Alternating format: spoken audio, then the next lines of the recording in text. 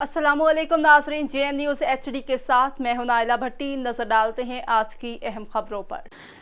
राजनपुर मरकजी जमीयत अहले हदीस पाकिस्तान की तरफ से मुख्तलिफ इलाकों में खुश्क राशन की तकसीम का अमल जारी है, जिसमें रोजाना की बुनियाद पर 150 से 200 घरों में खुश्क राशन तकसीम किया जाता है।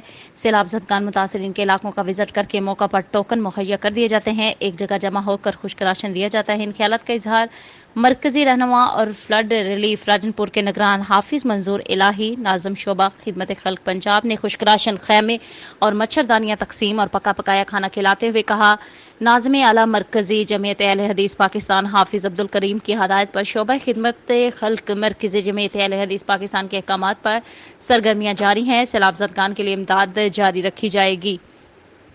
राजनपुर के मुख्तलिफ इलाकों में शोबा खिदमत खल्क मरकजी जमीयत अहले हदीस की जानिब से ज़िला राजनपुर में सैलाब ज़दगान मुतासरीन की माली इमदाद के लिए खुश्क राशन की तकसीम का अमल जारी है, जिसमें रोजाना की बुनियाद पर 150 से 200 घरों में खुश्क राशन की तकसीम टोकन के जरिए की जाती है।